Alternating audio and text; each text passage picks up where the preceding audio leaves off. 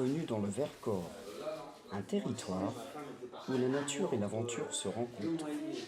Aujourd'hui, nous vous emmenons avec Julien, un des guides enthousiastes et dévoués de l'association Bivouac, facilitant des expéditions en pleine nature. Découvrons comment les membres de ce groupe d'entrepreneurs se reconnectent à la nature, explorent de nouvelles façons de penser et de collaborer. Préparons-nous à une semaine d'apprentissage où réflexion personnelle et immersion dans la nature s'harmonisent. Ce matin de pluie. Alors ouais, vous allez pouvoir vous faire passer les stylos. Dans ce carnet qu'on va avoir avec nous pour la semaine, marqué dessus expérience nature, marcher, penser et gouverner ensemble. D'accord? Donc ça va être un peu le but de la semaine. C'est les 2-3 premières pages qui vont nous intéresser dans un premier temps. Et après, on partira, on vous expliquera, mais on partira faire une petite balade ensemble. Okay, parce que le but de la semaine, c'est quand même de prendre l'air, de marcher tranquillement. D'accord? Mais dans un premier temps, vous verrez à la première page, c'est marqué charte d'engagement. D'accord? Ça, c'est super important pour le bon déroulement de la semaine. Dans le cœur du Vercors, Julien nous entraîne dans la forêt. Armé d'une carte et de son savoir-faire, il nous révèle les secrets de cet écosystème fascinant. À travers les chemins, il partage ses connaissances sur la faune et la flore locale, tout en nous invitant à écouter la richesse des sons de la nature. C'est une occasion de découvrir la gestion durable de cette forêt riche, pleine de ressources, havre de biodiversité. Tout simplement, 1 cm sur la carte égale 250 mètres sur le terrain. On va avoir sur une carte comme ça plein d'informations. Là, de là où vous êtes, déjà, vous pouvez comprendre pas mal de choses. Combien de couleurs vous voyez? Les grandes couleurs, il y en a 2 grandes couleurs principales. Là, on est dans le vert. C'est fermé. Si on regarde au-dessus de nous, il y a des branches. Ça veut dire qu'on est en forêt. Nous, là, on est parti dans la forêt. On est parti. Et en fait, quand je vous montrerai après de plus près à chacun, pendant le reste de la semaine, on va avoir différents types de routes, chemins, pistes, sentiers. Hein, il y a différents termes. Et on va pouvoir les différencier sur la carte. Écoutez les oiseaux. Vous avez vu, on n'est vraiment pas seul là. On a des invités là. Rien que ça, je trouve moi que c'est très apaisant. Se rendre compte qu'on partage un peu cet univers avec tous ces petits oiseaux. Je le dis parce que le pic noir par exemple, ou certains faucons, enfin, on repartira à préciser un peu tout ça plus tard, mais certains oiseaux, voilà, ils vont arriver avec la nourriture, ils vont se poser sur un arbre pas loin du nid, ils vont appeler celui qui est dans le nid, qui peut être le mâle ou la femelle, pour dire j'arrive avec la bouffe. Beaucoup de mousse. Ouais. Exact, on est sur des forêts qui sont assez humides ici, hein. On voit la mousse, donc c'est ce qu'il y a souvent sur les rochers derrière nous là. Ça va garder l'humidité, c'est une vraie éponge. Alors souvent on va se dire, bah, tiens, je vais m'asseoir là-dessus, c'est confortable. Et on a le cul trempé. Nous ici, on va surtout croiser du sapin et de l'épicéa. Quelquefois du pin, il y en a quelques-uns, mais là surtout pin et épicéa. Sapin et épicéa. Ça n'a pas une grande importance pour vous de savoir les différencier. On est passé devant des chalets, enfin des baraques, vous avez vu là en béton là. C'était les chalets de l'ONF, Office National des Forêts. Ouais. C'est une des 3 ressources économiques du Vercors. L'exploitation forestière, on coupe le bois, on va le mettre dans la cheminée, ça chauffe une maison. Plus il est droit l'arbre, plus on va pouvoir faire des grandes planches, des grandes poutres. Imaginez des poutres et des planches comme ça là. À construire une maison avec, c'est pas facile. Donc nous on cherche plutôt des épicéas et des sapins pour construire les maisons. Et le hêtre, c'est un peu comme le chêne, c'est un bois qui va nous servir au chauffage.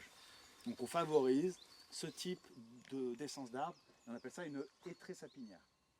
D'accord? C'est le nom de la forêt qu'on a autour de nous. Et donc le forestier il va venir, il va dire bon là, il y a 5-6 sapins, mais il y a pas de. Ou alors il y a quelques jeunes hêtres, on va plutôt couper 1 ou 2 sapins, comme ça il y a des hêtres qui vont pouvoir pousser. Alors que les jeunes entrepreneurs s'avancent dans la forêt, ils se lancent dans une quête de repérage avec leurs cartes. Ce moment de découverte est aussi l'occasion de se situer dans un nouvel environnement, de se coordonner entre membres du groupe, de décider ensemble de la direction à prendre. La forêt devient alors un espace de coopération, dans lequel se révèle une dynamique de groupe favorisant la cohésion et les apprentissages.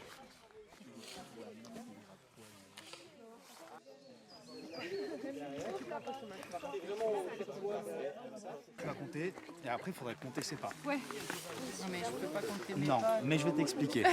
En fait, admettons que tu fasses le test. Tu dis je vais compter mes pas et je vais regarder combien de temps je mets avec ta montre. Tu le fais une seule fois en fait ça. Tu vas dire sur place, je vais dire bon bah allez je compte mes pas sur 250. Et tu regardes ta montre. Tu regardes combien de temps tu mets pour faire tes 250 pas. Une fois que tu sais ça, tu dis bah voilà j'ai mis 8 minutes pour faire mes 250 pas. Bah tu sais que au bout de 8 minutes, tu as fait 250 mètres. Au bout d'un quart d'heure, tu as fait 500 mètres. Oui, parce D'accord. Et qu'après du c'est un coup, mètre. en 30 minutes, tu auras fait 1 km.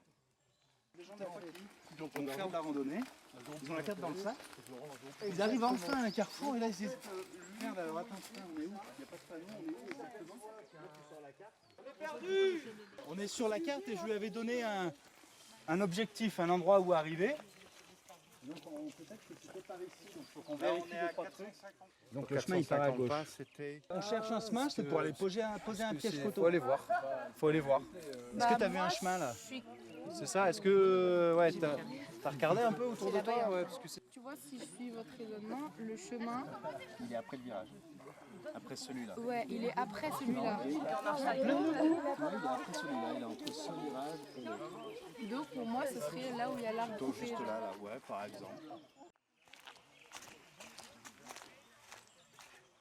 C'est dur, franchement, c'est dur.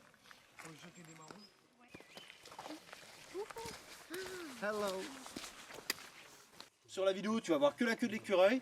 Et après, t'avais mis 1 minute, bah, pendant 1 minute. Il se passe rien quoi. Et bah, souriez, dans 15 secondes, vous serez filmé. On se fait une vidéo de groupe?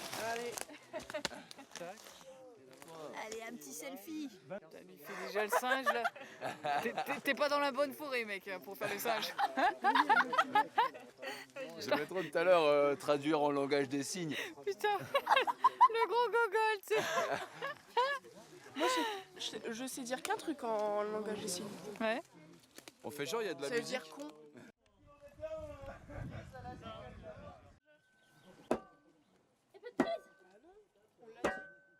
Petite tente.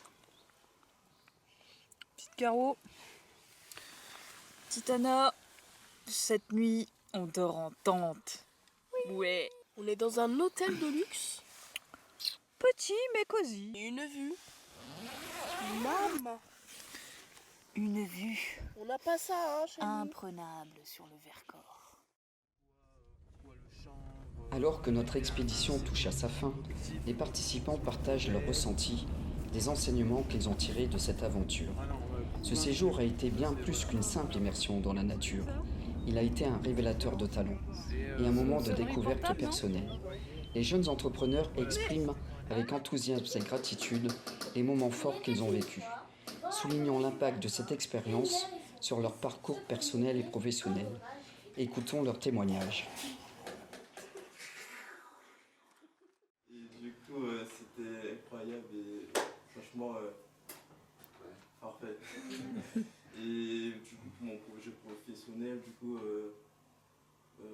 ça m'a permis de me rendre compte, genre, c'est le mental qui joue sur tout, et c'est de rien lâcher sur. Voilà.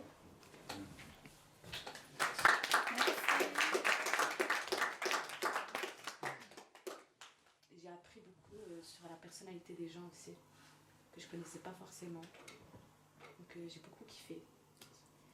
Et merci à vous pour ce séjour-là.